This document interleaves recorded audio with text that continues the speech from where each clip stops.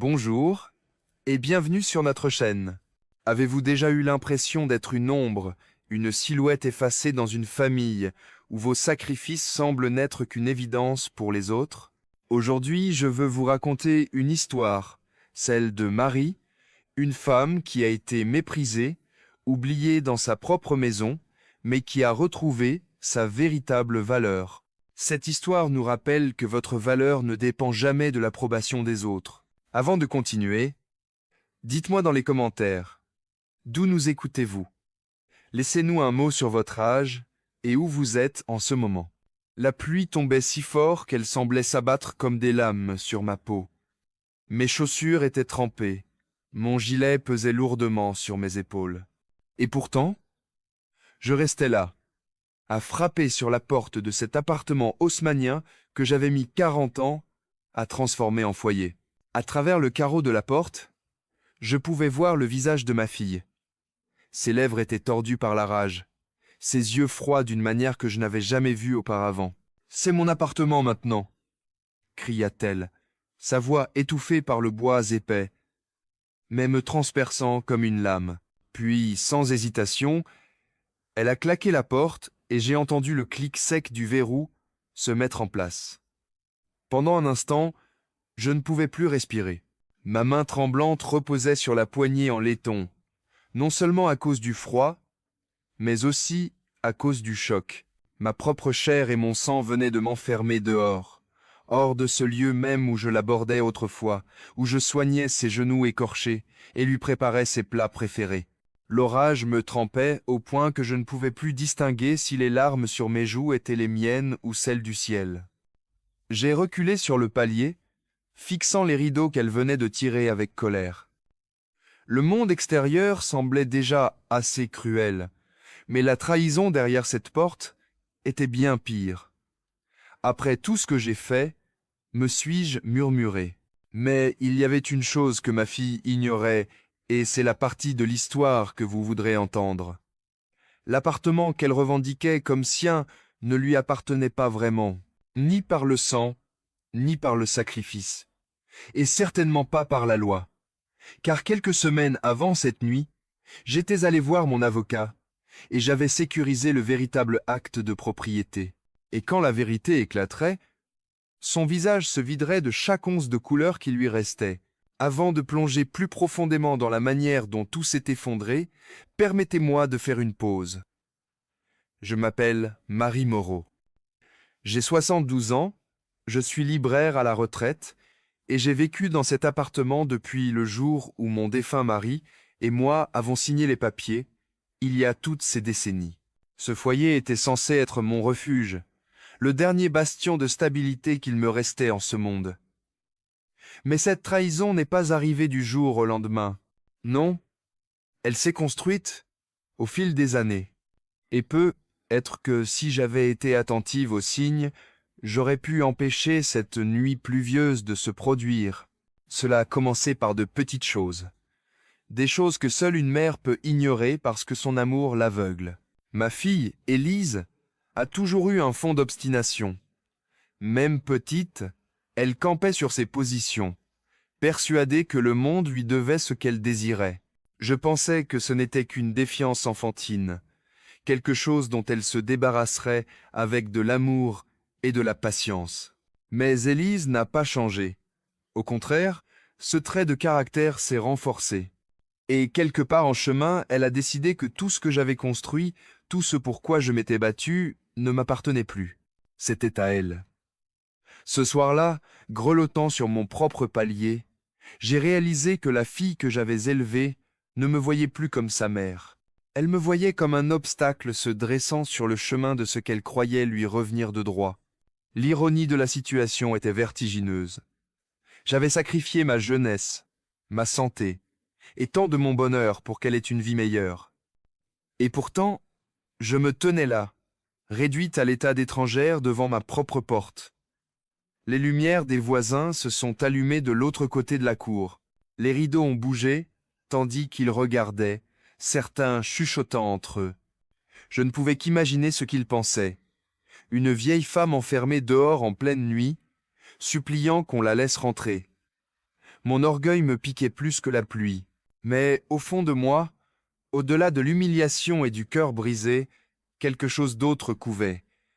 C'était la certitude qu'elle avait tort, que son pouvoir n'était qu'une illusion. Et bien qu'elle ait gagné la bataille cette nuit-là, la guerre était loin d'être terminée, car ce qu'Élise ne savait pas, et ce que son mari suffisant n'avait pas pris la peine de considérer, c'est que je n'étais pas aussi naïve qu'il le croyait. Des mois auparavant, lorsque les disputes avaient commencé et que leur ton s'était fait plus vif, j'étais entré dans le bureau d'un avocat.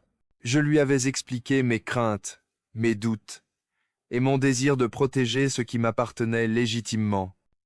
Cette visite avait tout changé. Alors, tandis que je restais là, frigorifié et trempé, je trouvais une étrange forme de réconfort. Il pensait avoir gagné, il pensait m'avoir brisé, mais la vérité arrivait.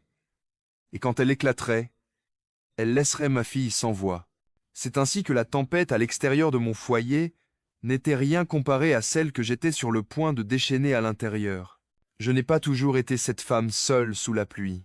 Non, avant cette nuit, j'étais une mère qui avait consacré sa vie à élever un enfant dont je pensais qu'elle porterait un jour mon héritage avec fierté. Vous voyez mon défunt mari, Jean, et moi avons acheté cet appartement lorsque nous avions à peine 30 ans. Il n'avait rien d'extraordinaire à l'époque. La peinture s'écaillait, le parquet grinçait, et le toit fuyait dès que le vent soufflait un peu trop fort. Mais nous y avons travaillé ensemble. Chaque salaire, chaque week-end de bricolage, chaque égratignure et chaque nuit blanche ont été consacrés à transformer ces murs nus en un foyer chaleureux. Quand Jean est décédé bien trop jeune, il ne restait plus que moi et notre fille, Élise. Elle avait 6 ans à l'époque, en colère contre le monde, contre moi, et surtout contre l'injustice d'avoir perdu son père. J'ai essayé d'adoucir le choc, d'être à la fois mère et père. Mais pour être honnête, cela m'a presque anéanti. J'ai doublé mes heures à la librairie, donnant des cours particuliers le soir juste pour payer les factures.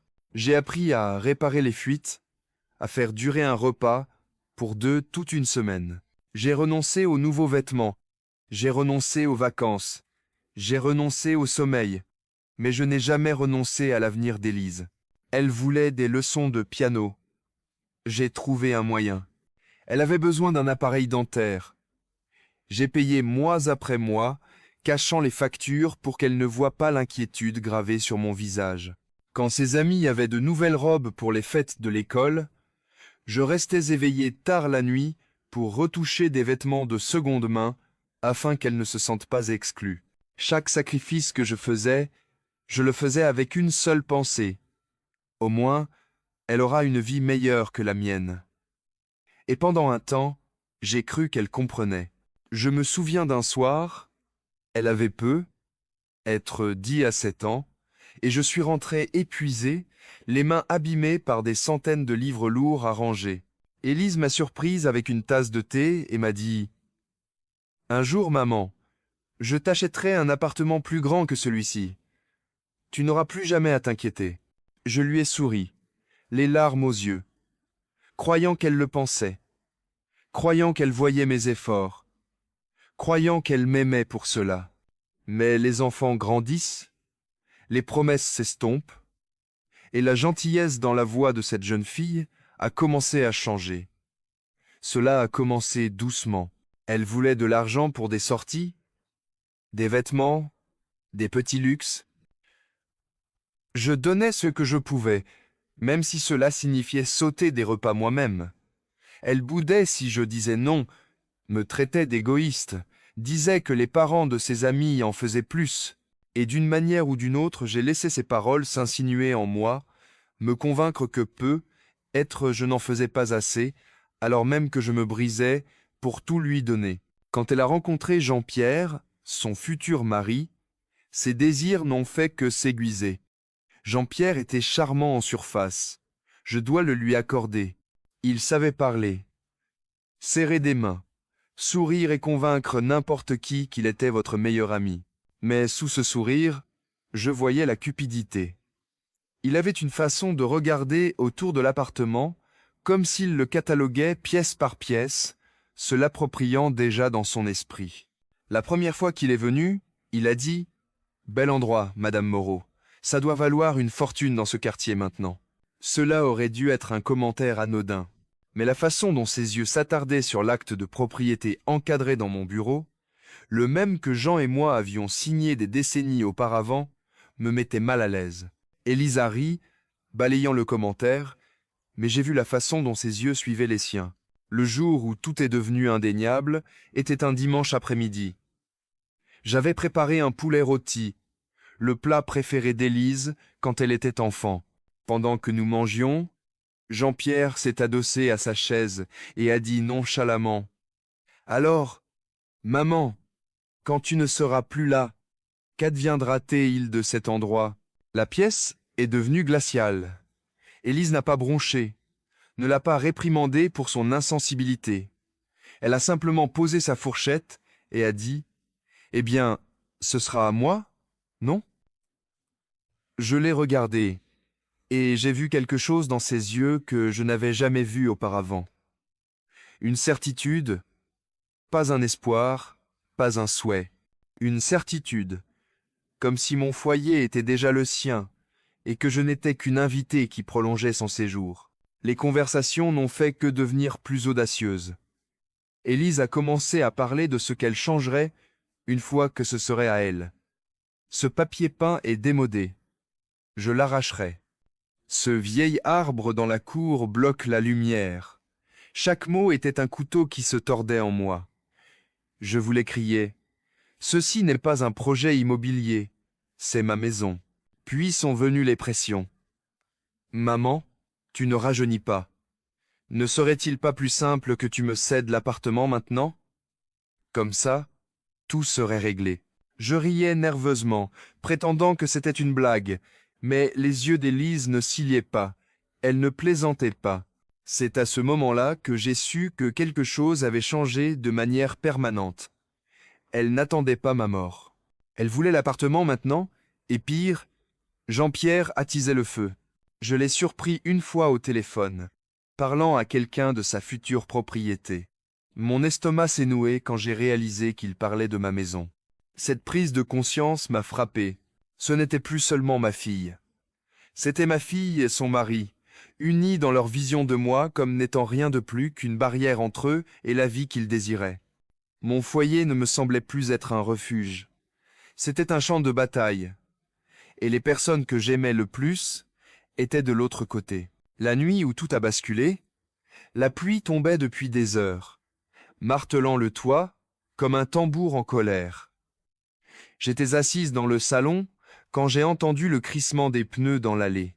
La voiture d'Élise. J'ai pensé qu'elle venait peu. Être me rendre visite. Peu. Être même faire la paix après des semaines de remarques froides. Mais en regardant par la fenêtre, j'ai vu Jean-Pierre sortir à côté d'elle, un dossier sous le bras.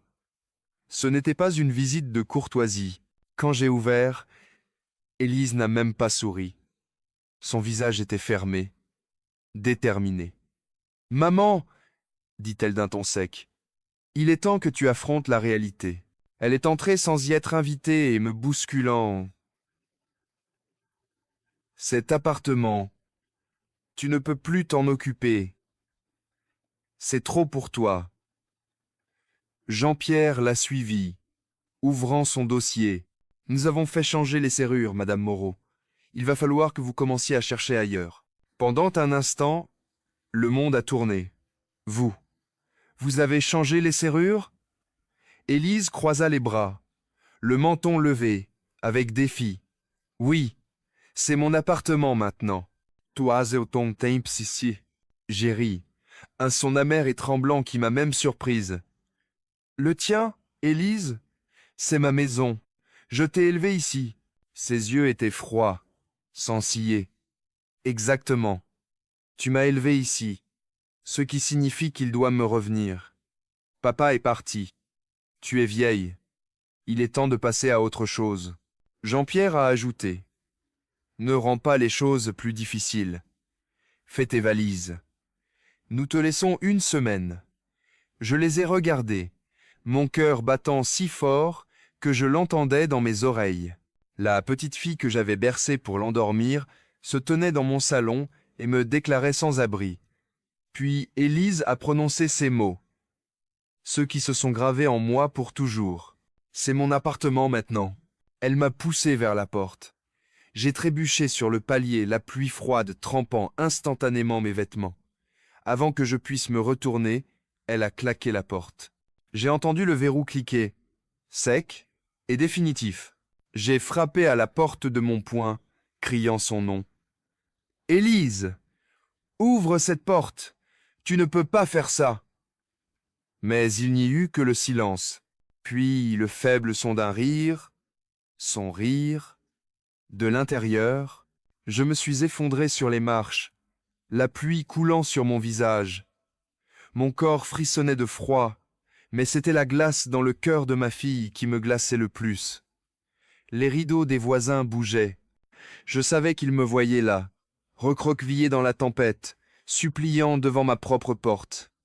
L'humiliation me brûlait, plus chaude que n'importe quelle fièvre. Les chuchotements se répandraient dès le matin. Je suis resté assise là jusqu'à ce que mes jambes cèdent, puis je me suis traîné jusqu'à ma voiture. Glissant dans le siège du conducteur, je me suis enroulé dans mes bras pour me réchauffer. À travers le pare-brise, je fixais les fenêtres illuminées de la maison que j'avais construite. Et bien que ma poitrine soit endolorie par la trahison, un autre sentiment a commencé à naître. La détermination. Car Élise n'avait aucune idée que j'avais déjà vu cela venir. Elle ne savait pas que des semaines plus tôt, j'avais rendu visite à mon avocat. Elle ne savait rien du document rangé en toute sécurité dans le tiroir de son bureau. Elle ne savait pas que le véritable acte de propriété de la maison ne portait qu'un seul nom, le mien. La nuit sous la pluie a brisé quelque chose en moi, mais elle a aussi allumé un feu que je croyais éteint depuis longtemps. Quand je me suis réveillé, raide et grelottante sur le siège avant de ma voiture le lendemain matin, je n'étais plus seulement une vieille femme rejetée par son propre enfant. J'étais une mère qui n'avait plus rien à perdre et tout à défendre. Le premier appel que j'ai passé fut pour Maître Dubois, mon avocat, un homme calme et posé. C'est lui qui m'avait guidé des mois plus tôt. Lorsque je lui avais avoué mes craintes de voir Élise et Jean-Pierre tourner autour de l'appartement comme des vautours. Madame Moreau, avait-il dit, assurons-nous que personne ne vous prenne ce que vous avez gagné. Ensemble, nous avions rédigé les documents. Il m'avait conseillé de mettre l'acte de propriété entièrement à mon nom, de manière irrévocable. Quand je lui ai raconté ce qui s'était passé, sa voix s'est durcie. « Restez calme, Madame Moreau. Je vous retrouve à l'appartement cet après-midi. Laissons-les croire qu'ils ont gagné pour l'instant. » Alors, j'ai attendu. Enfin, la berline sombre de Maître Dubois s'est garée. Il est sorti, mallette à la main, le genre d'homme qui dégageait l'autorité. Je l'ai suivi sur le trottoir, mon cœur battant la chamade. Maître Dubois a frappé fermement. La porte s'est ouverte. Jean-Pierre est apparu le premier, l'air suffisant. « Tiens, si ce n'est pas Madame Moreau. Désolé, mais c'est notre appartement maintenant. » Puis Élise est apparue à ses côtés, les yeux pétillants de triomphe. « Maman, je te l'ai dit hier soir, c'est à moi maintenant. Je ne reculerai pas. » Le sourire de Maître Dubois était poli, mais pointu. « Vraiment ?» Il a ajusté ses lunettes, puis a ouvert sa mallette. Je crois qu'il y a eu un malentendu. Il a sorti un dossier officiel. « Permettez-moi de clarifier les choses, » a-t-il dit calmement. « Je suis l'avocat de Madame Moreau, et j'ai ici l'acte de propriété juridiquement contraignant de ce bien. » Au mot acte, le sourire narquois d'Élise a vacillé. Maître Dubois a déplié le document, le sceau en relief brillant au soleil. Il l'a tenu pour qu'ils puissent tous les deux voir. Comme vous pouvez le lire clairement, l'unique propriétaire de ce bien est Marie Moreau. Ce qui signifie que ce que vous avez fait hier soir n'était pas seulement cruel, mais illégal. La couleur a quitté le visage d'Élise. Ce n'est pas possible, balbutia-t-elle, sa voix soudainement faible. Oh, si, c'est tout à fait possible, dit fermement Maître Dubois. Et je vous suggère de quitter les lieux immédiatement, avant que la police ne doive s'en mêler. Les voisins ont commencé à se rassembler à nouveau, attirés par les voix fermes. Les rideaux bougeaient, les portes s'entr'ouvraient, les chuchotements emplissaient le palier. Le triomphe qu'Élise affichait la veille s'était dissous en une horreur blafarde. Ses yeux se sont tournés vers moi. Pour la première fois depuis des années, il n'y avait ni colère ni arrogance, seulement du désespoir. Mais il était trop tard. J'ai redressé les épaules. Ma voix n'a pas tremblé quand j'ai dit « Cet appartement n'a jamais été à toi, Élise. Il était à moi à l'époque, il est à moi maintenant, et il le restera jusqu'au jour où j'en déciderai autrement. » Sa bouche s'est ouverte, s'est fermée, mais aucun son n'en est sorti. Et dans ce silence, sur son visage pâle et stupéfait, j'ai enfin ressenti quelque chose que je n'avais pas ressenti depuis longtemps. La justification. Pendant un long moment, le palier est resté silencieux. Les voisins qui m'avaient vu humilié la veille étaient maintenant là pour assister au retournement de situation. Soudain, la voix d'Élise a éclaté en un cri. « Ce n'est pas juste!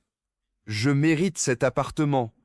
Je suis ta fille! » Ces mots ont résonné dans l'escalier, stridents et furieux. Je me suis redressé, mes mains ne tremblant plus. On ne gagne pas un foyer en l'exigeant, Élise. On le gagne par le sacrifice, par l'amour, par le respect. Et tu ne m'as montré rien de tout cela. Le visage de Jean-Pierre s'est assombri. C'est ridicule, lança-t-il à Maître Dubois. Ça doit bien compter pour quelque chose. Maître Dubois a haussé un sourcil. En fait, ça ne compte pour rien. Au mieux, vous êtes des invités. Au pire, des squatteurs.